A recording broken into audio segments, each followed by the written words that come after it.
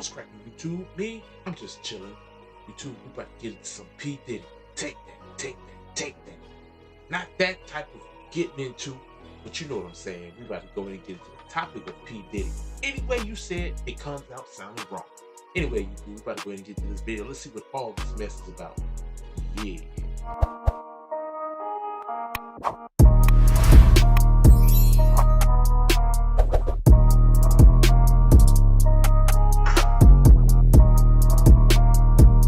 So for years, there has been rumors floating around that P. Diddy has quite a few skeletons in his closet, and that in the Hollywood background, he has been doing wrong by many people for many years. Allegedly, that is. This goes all the way back to his days coming up with Biggie Smalls, and later on, much more heinous rumors would come out involving him and his talent that he scouted over the years, including names like Usher and Justin Bieber, to name a few. Everything's good? Selling out arenas and everything?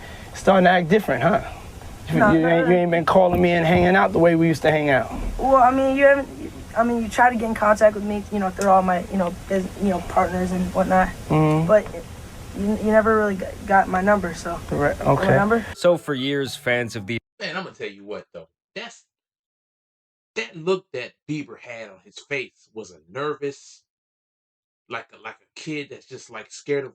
You ever seen like a small kid that's getting bullied by a bigger kid? You know what I'm saying? Or somebody older, like a hood nigga in the neighborhood that's just bullying that little kid, and he got that look on his face, like nervous. He really doesn't want to be there. That same look that Bieber had on his face, you know what I'm saying, is what that little kid would have on his face when that bully comes around. These artists have wanted P. Diddy locked up, or at the very least taken to trial, possibly R. Kelly style. But with none of these claims ever being substantiated, everyone always thought he was essentially untouchable. And most people who wanted to cause a legal problem for him in the past were given settlements before their cases could ever see the light of day. But now a new lawsuit has been filed against P. Diddy by an artist named Lil Rod, real name Rodney Jones, and the court filing has taken the internet by storm. And so at some point, guys, I do want to go. Yo, I seen that interview with Lil Rod, the Undisputable. He did a story on Lil Rod and P. Diddy, talking about P. Diddy was talking to and his bodyguard and all this mess going on, man. I'm gonna be totally honest with you guys, man. For years, since the 90s, man, I've been kind of suspecting Puff Daddy, P. Diddy, Brother Love, whatever he wants to call himself, being a booty bandit. And I've been trying to tell like my girl, I've been trying to tell my friends about all these artists that have to go through a ritual to get to where they are. Or you guys remember Little Kim when she had to be rushed to the hospital to pump all that semen out of her stomach.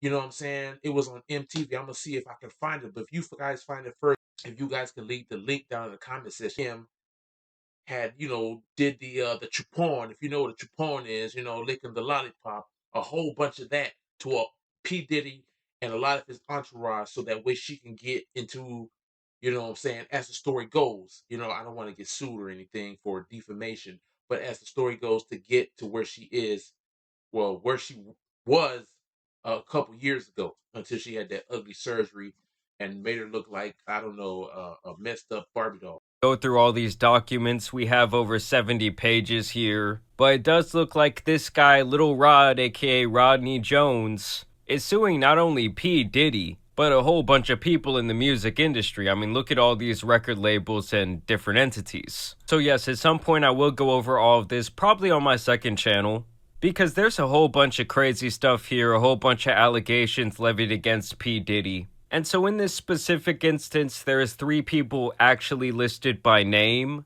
One of them is Stevie J, who is one of P. Diddy's alleged accomplices. Of course, you have Mr. Combs, which is Sean Combs, P. Diddy. And then you have Lil Rod listed as Mr. Jones. So Mr. Combs used access to Stevie J and his knowledge of Mr. Jones' admiration of Stevie J to and entice Mr. Jones to engage in homosexuality. Mr. Combs went so far as to share a video of Stevie J paying a Caucasian male. This was done to ease Mr. Jones' anxiety concerning homosexuality. According to Mr. Combs, this is a normal practice in the music industry. Look, even Stephen J is doing it. And this is the bit that went viral. Mr. Combs informed Mr. Jones, so P. Diddy informed Little Rod, that he had engaged in sexual intercourse with a rapper, name redacted, R&B singer, name redacted, and Stevie J. And so people started to question, well, what were those redacted names? As you guys can see, they're listed as 5 and 6. So if you go and look at the footnotes, number 5, he is a Philadelphia rapper who dated Nicki Minaj. Like, what other Philadelphia rappers has Nicki dated besides Meek? And number 6, he performed at the Super Bowl and had a successful Vegas residency. And obviously that describes Usher. Now I will say all of this information should be taken with... But you guys remember when Usher first came up, right? He was under like Puffy, right? Like he was like 12, 11, 13, 14, something like that though. That man has seen a lot though. Like in that age, come on, man. This man was probably sleeping with grown women. He back in the Bible times, and I'm just going off what I'm thinking, right? You know how back in the Bible times, like people would sacrifice like animals to God, and the sweet smell, the savory would be good to, like God, like the smoke that goes in the air. So basically, this is like a ritual to, Puff Daddy and the other people. They think they're God, so they're giving up a piece of their soul whenever they, they have intercourse with these people. They're forced into it. You want to keep this job, you want to become famous, you want a number one hit, come let me hit in the bed. You know what I'm saying? Come let me hit in the bed for one day. Just one day could change your life. It's a lot of you guys out there that would do this. I'm seriously do this type of stuff to stop living the life that you're living. You know what I'm saying? Somebody put, $1 million contract in front of your face and say, you got to sleep with me once every year, one time every year. So to me, that kind of calls this whole document into question. But either way, the internet started ripping into Meek Mill over these rumors, pulling up old tweets like this where he says, "This D good as hell." This picture was also circulating online saying that their matching outfits were couple goals. Someone shared this video where they say, "Now we know why Diddy got so excited when he heard Meek Mill talking about f***ing."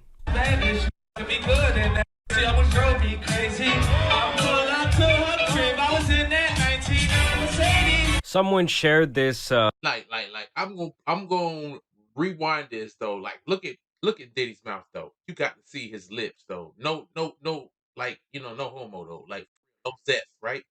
about f***ing. Pause. I only see girls like do this reaction. You know what I'm saying? When they dancing, they like, "Ooh, girl, he is doing it. He is doing it." Like for real, just look at his face, look at his lips, how they pouted out, ready for a kiss or whatever though.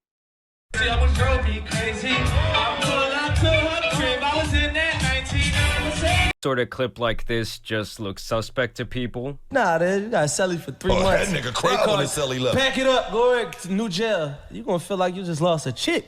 How many times you felt like that? No. You ain't never lose your celly and feel like you lost a chick? No. I lost some cellies that was some good, they went home, motherfuckers. And you'd be like, damn, how many times you cried? I ain't never cried, man. What you talking about? Now, this video of Meek Mill hanging out in P. Diddy's pool while he talks to him has to be the hardest one to defend. Hey, what's up, King Son? Man, you doing it, man. You deserve it, Daddy. You putting in that work. Proud of you. I love you. Yeah. You doing it, Daddy, is insane. Now, obviously, Meek was not happy about the prospect of going viral for this. Man, I ain't calling nobody daddy but my daddy and the daddy upstairs, bro. I am not calling another man daddy. That even my brother, even in play mode, even in mode, because there's a lot of guys out there being zest mode when you're young. You know what I'm saying? That's a new word I came up with, zest mode, right? It's the term like to say you playing like that. You know what I'm saying? You ever been with your fellas and you play like that? Maybe some of you guys ain't played like that, but I played like that. You know what I'm saying? Like not to that extreme, but I ain't calling no other man daddy. Like I'm not calling another man daddy. That is not my style. Like that already there though. Like, come on, bro. You hanging out with a man that is known for that type of stuff. What happens if he slip a drug in your drink and you wake up and your backside is hurting, your back? is hurting from the lower regions. You know, it's hurting down there. Like, what will you do? More suspect Diddy videos dropped, like here where he spanks Jay-Z. And you know, normally people wouldn't really think twice about something like that, but when you have had all these accusations for years and people have talked about your infamous parties, all this stuff. And that right there is to let you know Diddy is like he owns these guys, bro. I can spank you on live TV. I own you, so the devil owns him. He owns you. So what does that make you? Hey, I'm just being truthful, bro. I'm just being truthful from all this is coming from here and here, even though I am joking a little bit along the line, but I am being truthful, though. I mean, he's spanking him on live TV on stage in front of all, you know what I'm saying, a lot of his fans, though.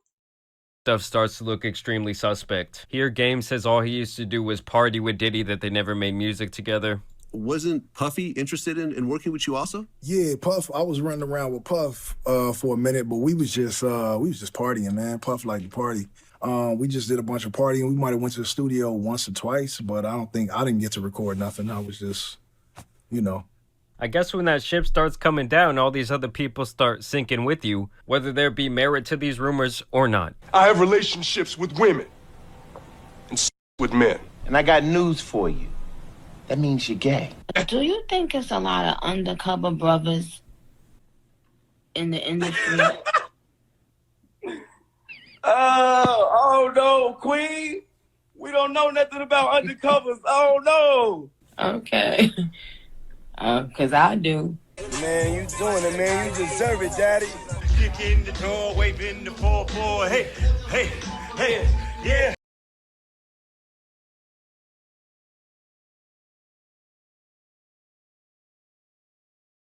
But yeah, man, let me tell you what, though. That junk is crazy, though. Let me know what you guys think about this video I'm doing here, because I'm trying new things. I do love doing the whole music thing. I do love doing reactions to other things out there, not just music. I do other things in my life. As you can see, I put up videos about me editing, trying to learn a lot more about UI, UX, not for employment things, but just for myself, learning about Adobe effects. I do a couple, you know, intros. All that is just from my own hand, making websites and all that good stuff. And sometimes I do a little bit of freelance work on the side. But anyway, YouTube, I'm gonna go ahead and get up out of here, man. I sure do appreciate each and every one of you guys. Go ahead and this banger right here about Mr. P. Diddy, but I ain't gonna call him Daddy though. Yeah, man, that's some crazy stuff going on, man. I do appreciate, you know, Diddy putting out this stuff so that way I can have content to talk about, man. You know what I'm saying? Because I do love talking about this stuff. But anyway, YouTube, you guys have a blessed one, man. Jesus loves everybody. Peace. Yo!